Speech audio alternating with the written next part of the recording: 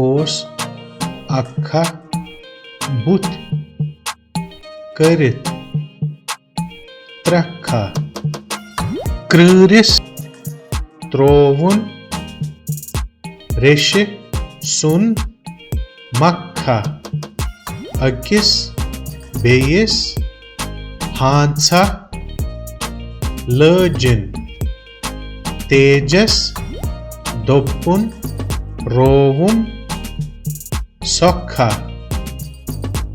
नख पेठ वर्जिन चादर काकस टर्टिस वुच्छित लजिन क्रखा चख चख बूजित न्युक गाव रूजित डेडी दीशित त्रोवुन फ्रखा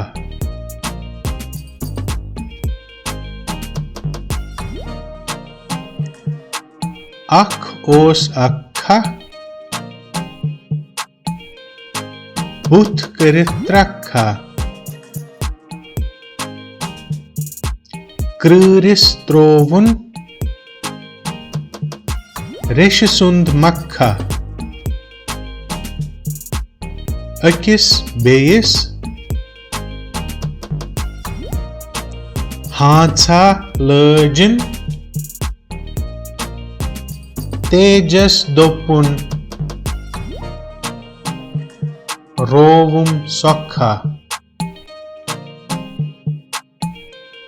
नख पेठ वर्जिन चादर काकस टर्टिस वुच्छित लजिन क्रखा चख चख बूजित nuke gov रूजित daddy दीशित त्रोवुन फ्रखा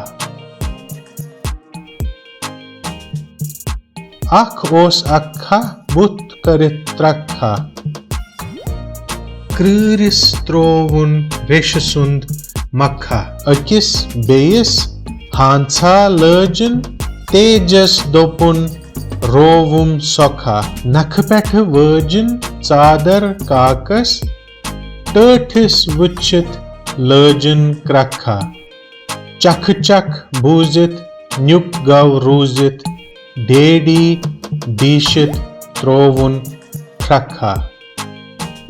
This poem will help you to learn the key sounds in the Kashmiri language that are associated with vowels and consonants which otherwise are not available in English or Hindi language. Once you have learned this poem fully, record it on your phone and email it on the email ID shown on your screen right now. In case you have still not subscribed to our channel, please click on the subscribe button and also click on the bell icon.